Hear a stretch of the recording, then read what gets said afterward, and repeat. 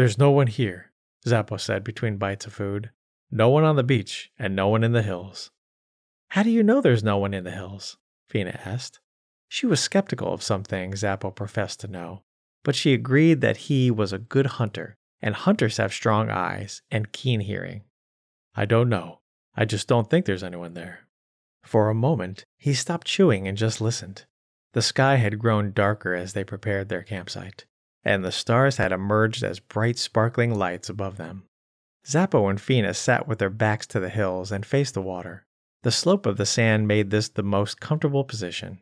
But Zappo also turned to look over his shoulder to examine the hills behind them. Then he turned completely around in order to direct his attention to the mountain and the little island world they had landed on. He sat there for a moment, his back to the water, chewing on the beef and washing it down with sheep's milk. Then he stopped. He looked back over his shoulder at the sea, or more precisely, at the sky above the sea.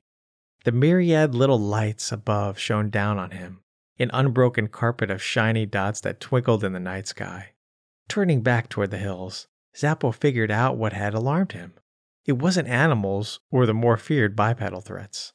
Craning his neck to survey the sky once more, his view swept from the south, in the direction of Mila, where the stars shine brightly, to above where the vast collection of stars became more scattered, to the north of the hills in front of him over the island mountain. And there were no stars to be seen. He knew the stars above the island's hills were not being obscured by the tree line. There could be clouds which had come in as they were setting up their camp, clouds that would gather from the other side of the mountain and crowd the sky above them. But clouds and the portent of rain would make the air cooler. Zappo knew that. So he concentrated on the air temperature. It was warmer than he would have expected. Then he sensed an odd smell of burnt ash. The hair stood up on his forearms, and Zappo knew that it wasn't from the cold air. It was the fear that settled in over him as he realized that the clouded sky was probably from smoke, and the warm air was probably from the volcano that loomed over Lipari. "What is it?" Fina asked. Zappo was afraid to say anything until he was certain. Besides, what could they do?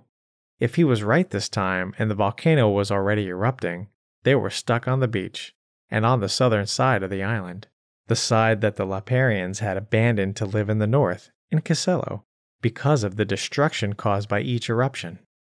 Just at that moment, a red arrow of light shot into the sky. In the darkness it appeared to emerge from nowhere, but they knew it came from the peak of the fiery mountain on whose foothills they rested. It was quiet then, but Zappo looked over at Fina, no longer able to hide his discovery from her.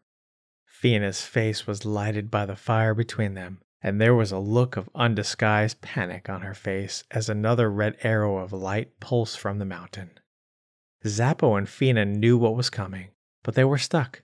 They couldn't go back into the water into the darkness, and even if they could, would they leave all their barter goods here on the beach? And they couldn't outrun the volcano if the gods decided to throw up molten fire and cover the beach they occupied with its hissing, scalding lava. Without waiting to discuss the matter, Zappo jumped to his feet, flipped the boat back over, and dragged it to the sea. Fina sat, motionless in terror, while her man prepared to take them back into the water. Finally, quickly, she burst from her stupor. "We can't go back!" she screamed, her voice now mingled with sudden pops and roaring sounds from the mountain. "We can't make it!" Come quickly," said Zappo. "We won't sail back to Mila, but we can't be on the beach either. We must get into the water." Wherever that idea came from, Fina trusted Zappo, so she quickly joined him in preparing to launch their boat. They left all their goods on the shore, and the campfire still burned in the sand. But they had little choice other than to escape to the cool waters and hope to survive the gods' anger. "Get in!" he shouted, and Fina did as she was told. The boat was still sodden with seawater and still heavy, and Fina's weight added to it. But with a mighty shove, Zappo pushed the boat out into the waves and deep enough for their oars to work. They paddled furiously, taking the boat far into the waters before pausing to see what was happening on the island. The red and orange light that shot from the top of the mountain illuminated the hillside.